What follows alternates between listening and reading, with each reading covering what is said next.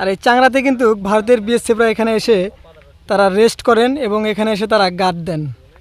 আমি এখানে একটা চাচা বসেছিল, চাচার সাথে কথা বললাম।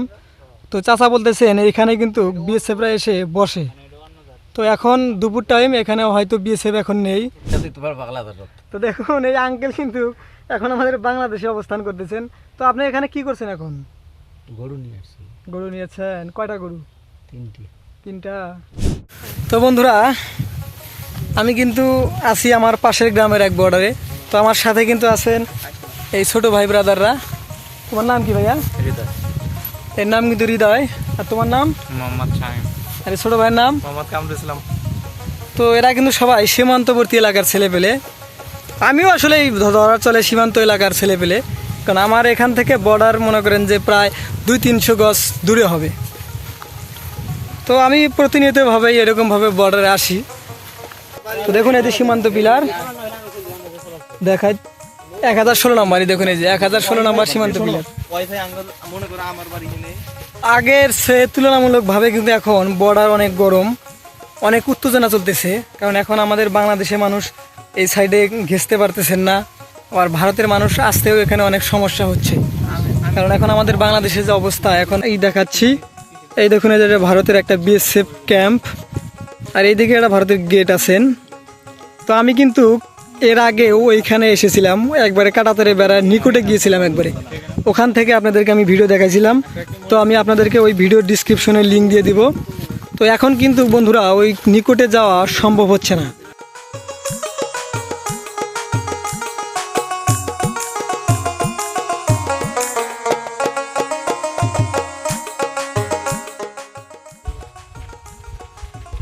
আসসালামু আলাইকুম আঙ্কেল। মানে ভারতের তো না? এটা কি জমি আপনার? বুঝি নাই আঙ্কেল।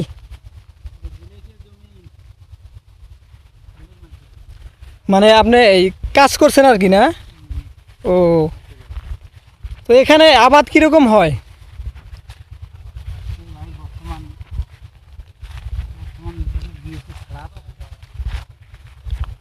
বিএসএফ খুব সমস্যা করে। ও আচ্ছা, এখানে আপনাদের পারিশ্রমিক হিসাবে কত টাকা করে দেয় আপনাদের? 400 টাকা। আমাদের বাংলাদেশে তো 500 টাকা করে দেয়।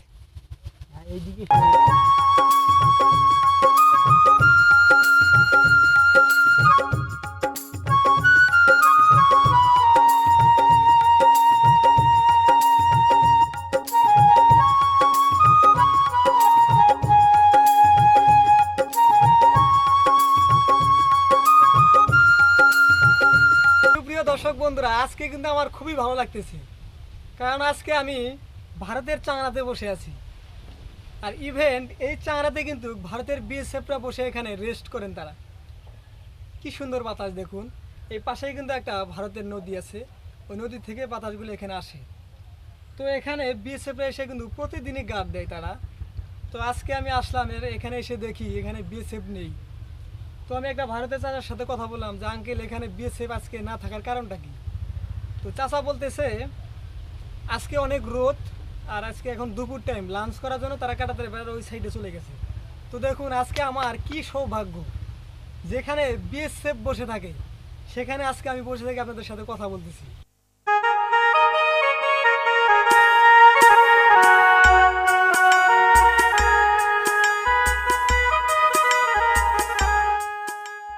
কেমন আছেন? কোথায় যাচ্ছেন? দাঁড়ান একটু দাঁড়ান। এগুলা কি খাচ্ছেন? এগুলা সাদা। সাদা কি এটা আঙ্কেল? হ্যাঁ, এটাকে খনি বলে। আপনার বাসা এখানে কোথায়? এখানে কোথায় আপনার? এই বগলতে। বগলতে। আপনাদের প্রতিদিন এখানে আসা হয়? হ্যাঁ, প্রতিদিন এখানে কত বিঘা জমি আছে আপনার? 3 বিঘা।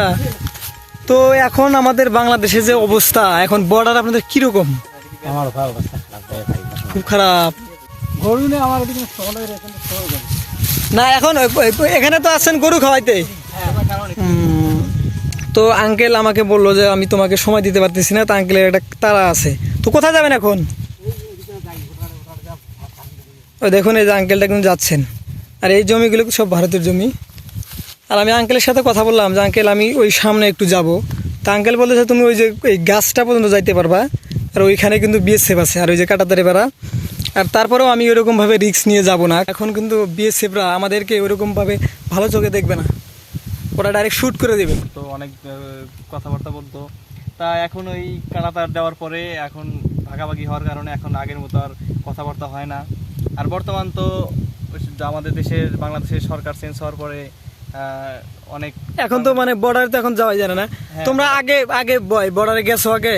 হ্যাঁ আসছিলাম আগে ঘুরতে ঘুরতে, বিএসএফ এর সাথে কথা বলছি। তারপরে বিএসএফরা আবার মাঝে মাঝে বাইরে আসছে আমাদের সাথে ক্রিকেট খেলতো। ও মানে তোমাদের সাথে মানে অল টাইম ভাবে সঙ্গ দিত বিএসএফরা? হ্যাঁ মানে টাইম ভাবে না, মানে ওই যখন বিকেল টাইমে আমরা ক্রিকেট খেলতে আসি তখন আঙ্কেল বলে যে আসেনি ক্রিকেট খেলাই, তখন ক্রিকেট খেলতে আসতো। এখন আর আসে না। মানে এখন কি তোমরা কাটাতারে বেড়া ওই জায়গায় যাও? এখন বলতে এখন একটু বর্ডার গরম, খুবই গরম, কিন্তু এই মাস 2 থেকে 3 মাস আগে আমরা যাইতাম, ওদের সাথে কথাবার্তা বলতাম। আর অর্থাৎ সরকার চেঞ্জ হওয়ার আগেই এখন বর্তমান বর্ডার একটু গরম। বর্ডার অনেক গরম না? ও তোমরা তো মনে করো যে আমাদের যে সীমান্তবর্তী এলাকার এগুলা এতে এখানে তো মানে তোমরা গরু ছাগল টাগল সব খাও। এখন এখন কি খাওয়ানো হয়? এখন এখন হালকা পাতলা কম খাওয়ানো হয়, কিন্তু আগে খাওয়ানো বেশি ছিল, এখন কম খাওয়ানো হয়। তো বন্ধুরা এই যে দেখুন একটা বড় সীমান্ত পিলার, দেখুন এই যে ভারত বাংলাদেশের সীমান্ত পিলার 1016 নাম্বার। দেখুন এই যে একবার আপনাদেরকে একবার দেখাই। এই দেখুন এইটা হলো সীমান্ত পিলার, এটা ভারতের ধান ক্ষেত, তার পাশেই কিন্তু আবার এই যে দেখুন এই যে বাংলাদেশের ধান ক্ষেত। এমন একটা প্লেস, একই আকাশ একই বাতাস একই মাটি, অথচ দুইটি দেশ। মানে একবার এখানে আসলে আপনারা আশ্চর্য হয়ে যাবেন বন্ধুরা, মানে এত ভালো লাগবে আপনাদের যা বলার মতো না। তো বন্ধুরা আজ দেখুন এটা কিন্তু সেই ভারতের মেশিন, দেখুন পানি তোলা মেশিন। তো চলুন একটু আপনাদেরকে মেশিনটা ভালো করে দেখাই। তো দেখুন এই আঙ্কেল কিন্তু এখন আমাদের বাংলাদেশে অবস্থান করতেছেন। তো আপনি এখানে কি করছেন এখন?